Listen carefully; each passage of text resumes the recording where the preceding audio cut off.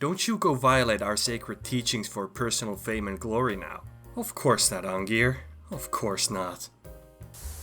Torig when he tries to enter the Hall of Valor, but he has to fight Tsun, who also uses unrelenting force shout like Ulfric.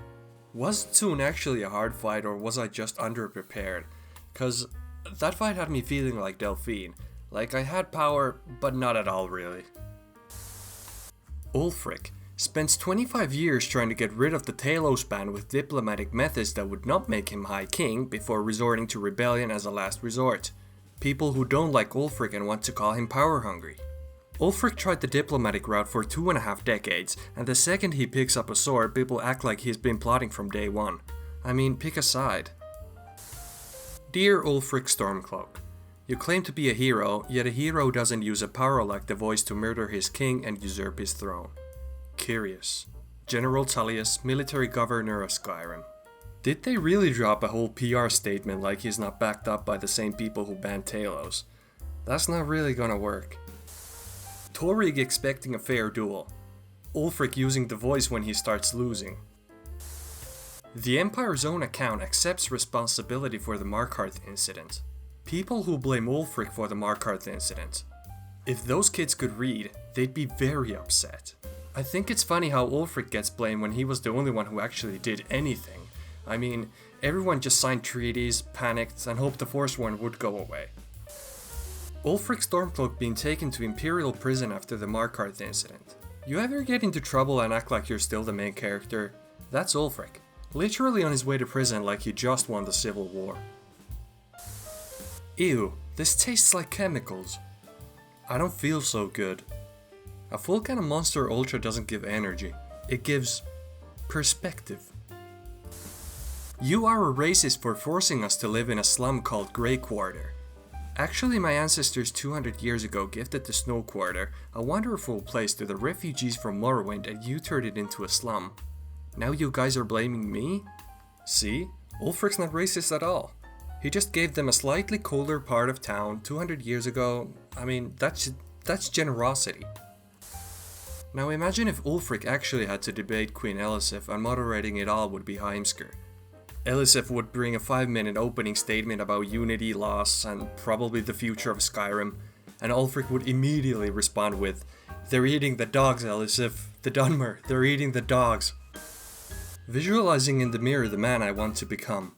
Ulfric in the mirror is cool until you remember the dude's charisma is like a 2. But Ulfric is the kind of man who inspires loyalty and says, "You're not from here, are you?" to every elf.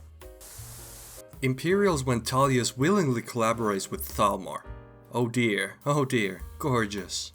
Imperials when Ulfric struggles with the refugee crisis he inherited from the Empire.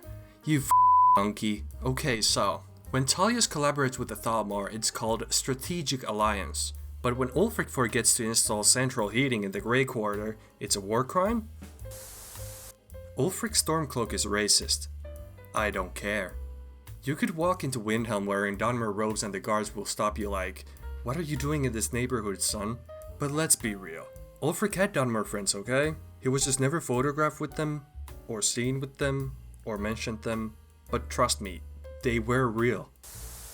Ulfric was within his rights as Nord to challenge his High King. If the tradition that allowed Ulfric to challenge Torig to a duel was actually illegal, Torig could have arrested Ulfric without compromising his honor.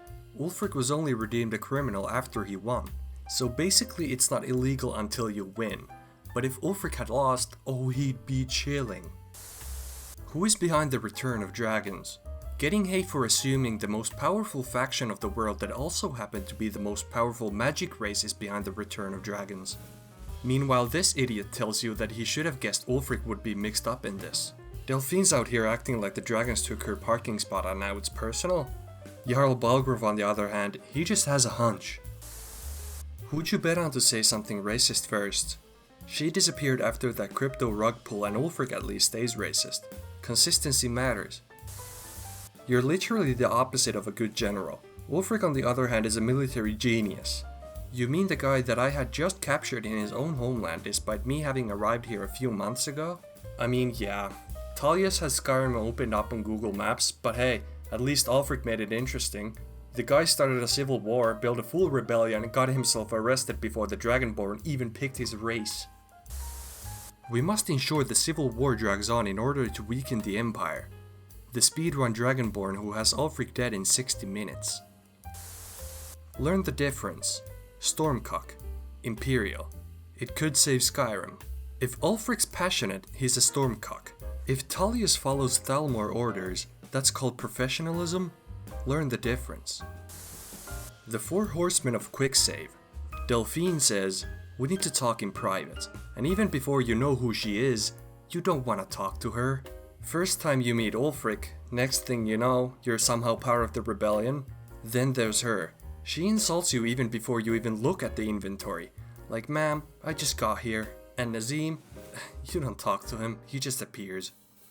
Thanks for watching. Hit subscribe if you want more of whatever this nonsense even was.